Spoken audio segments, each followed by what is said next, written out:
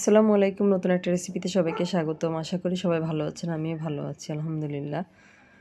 Viral সুজি দিয়ে খুব মজার একটা পিঠা রেসিপি তৈরি করে দেখাবো। এই রেসিপিটা কিন্তু ভাইরাল হয়েছে আর খুবই মজার একটা পিঠা। এর জন্য আমার লাগবে এখানে সুজি। আমি 1 কাপ সুজি দিয়ে আজকে এই পিঠাটা তৈরি করব। আপনারা আপনাদের প্রয়োজন মতো নিয়ে নেবেন। এখানে আমি 1 কাপ সুজি নিয়ে নিচ্ছি। প্রথমে সুজিটা আমি একটা মিক্সিং বোলের মধ্যে নিয়ে নিলাম।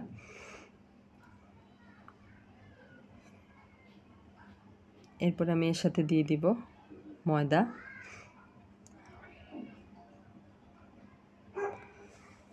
ময়দা আমি দিয়ে দিলাম এখানে 3 টেবিল চামচ পরিমাণ। আর যারা রেসিপিটা দেখতে শুরু করেছেন, একটা লাইক দিতে ভুলে গেছেন, তারা একটা লাইক দিয়ে পুরো ভিডিওটা জুড়ে আমার সাথে থাকবেন আশা করব। এরপরে দিয়ে দিলাম চিনি। চিনি আমি এখানে 2 টেবিল চামচ পরিমাণ দিয়েছি। সামান্য একটু লবণ দিয়ে দিয়েছি। সব কিছু একটু মিশিয়ে নিলাম। এরপর দিয়ে দিলাম আমি গুঁড়ো দুধ। গুঁড়ো দুধ দিয়েছি আমি এখানে 3 চা চামচ পরিমাণ। এরপর দিব আমি বেকিং পাউডার। বেকিং পাউডারটা আমি এখানে 1 চা চামচ পরিমাণ দিব। আর ডিম ছাড়া এত সুন্দর যে একটা পিঠা তৈরি করা যায়, এই রেসিপিটা না দেখলে বুঝবেন না আপনারা। আর অবশ্যই পুরো রেসিপিটা দেখবেন। সব কিছু আমি একসাথে মিশিয়ে নিলাম। মিশিয়ে নেওয়া হয়ে গিয়েছে। এই পর্যায়ে আমি আগে থেকে জাল করে রাখা গরুর দুধ, ঠান্ডা কিন্তু দুধটা অবশ্যই ঠান্ডা হতে হবে, দিয়ে দিলাম প্রথমে 1 কাপ। 1 কাপ দিয়ে আমি একটা কাঁটা চামচ দিয়ে খুব ভালো মতো মিশিয়ে নিব।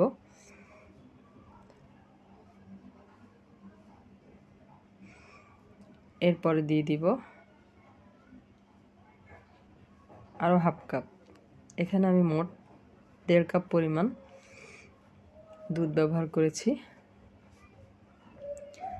আর 1 কাপ সুজির সাথে 1 কাপ সুজি এবং 3 টেবিল চামচ ময়দার সাথে 1.5 কাপ দুধই যথেষ্ট, আর লাগবে না। আর এটা কিন্তু আমার খুব ভালো মতো মেশানো হয়ে গিয়েছে। আর রেস্টে রাখার কোনো দরকার নেই। আমি যেই পাত্রে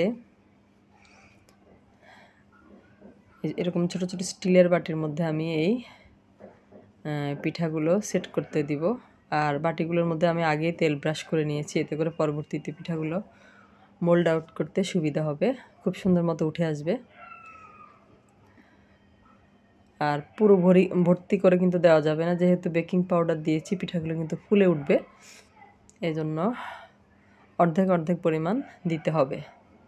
এই যে আমি যেরকম দিলাম ঠিক এরকম আমি আরও 3টা বাটির মধ্যে নিয়ে নিব। চুলায় একটা প্যান বসিয়ে আমি পরিমাণ মতো গরম পানি দিয়ে দিয়েছি। পানিটা কিন্তু বলক চলে এসেছে। আর একটা স্টেইনার দিয়ে দিয়েছি এরকম। এর উপরে আমি পিঠাগুলো ভাপ দিব। এই যে সবগুলো একসাথে দেওয়া যাবে না, আমি প্রথম ব্যাচে 3টা দিয়ে দিব, বাকিগুলো আমার পরে দিব। ঢাকনা দিয়ে ঢেকে এটা আমি মিডিয়াম আঁচে প্রায় 20 মিনিট ভাপ দিয়ে নেব। 20 মিনিট পরে আমার পিঠাগুলো দেখেন খুব সুন্দর করে ফুলে গেছে আর মাঝখান দিয়ে একটু ফেটে গিয়েছে, একেবারে পারফেক্ট হয়ে গিয়েছে। আমি একটা টুথপিক দিয়ে দেখে নিলাম যে ঠিকমতো হয়েছে কিনা। খুব সুন্দর মতো হয়ে গিয়েছে। আমি পিঠাগুলো সরিয়ে নিয়েছি। ঠান্ডা করে আমি এগুলা মোল্ড আউট করে নেব। বাকিগুলো দিয়ে দিলাম। একইভাবে আমি 20 মিনিট ভাপ দিয়ে নেব। আর এখানে আমি পিঠাগুলো একটা চাকু দিয়ে ঠান্ডা হওয়ার পরে এরকম করে মোল্ড আউট করে নিয়েছি।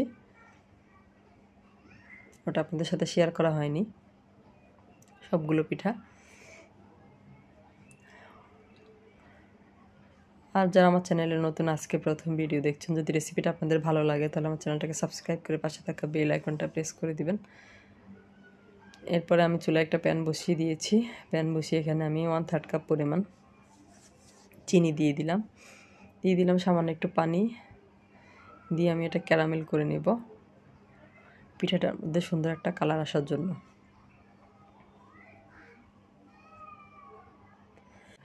ক্যারামেলটা যখন সুন্দর একটা কালার চলে আসবে, এ পর্যায়ে আমি গরম দুধ প্রথমে 1 কাপ দিয়ে দিব। দুধটা কিন্তু আমি ফুটিয়ে নিয়েছি, আবার কিন্তু যথেষ্ট ঠান্ডা লেগেছে,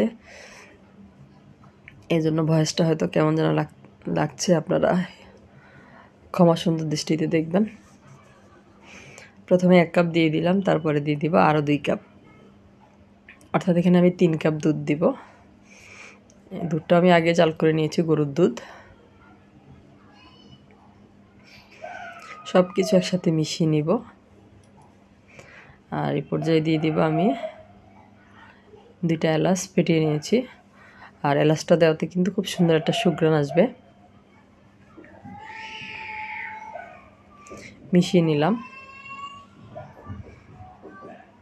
আর এখানে আমি মিষ্টির জন্য চিনি দিয়ে দিব। চিনিটা আপনাদের স্বাদ অনুযায়ী, যে যেমন খেতে চান সেরকম দিয়ে নেবেন। আমি আমার স্বাদ অনুযায়ী দিয়ে দিলাম। আমি এখানে প্রায় 10 চা চামচের মতো চিনি দিয়েছি। মিশিয়ে নিলাম।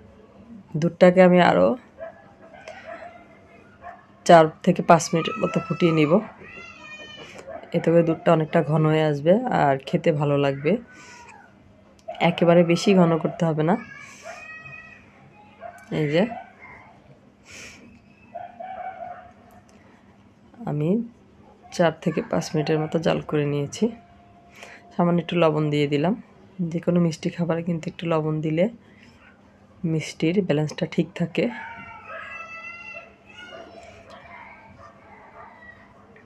আর খুবই কম উপকরণে সহজেই তৈরি করা যায় পিঠাটা, আর খেয়ে কিন্তু সবাই অনেক বেশি প্রশংসা করবে আপনারা যদি বাসায় একবার তৈরি করেন। এরপরে পিঠাগুলো আমি এরকম একটা বাটির মধ্যে নিয়ে নিব।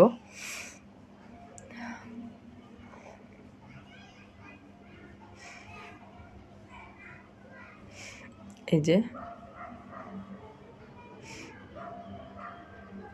যেটা একটু বড়, আমি এটা একটু ভেঙে সমান করে নিব।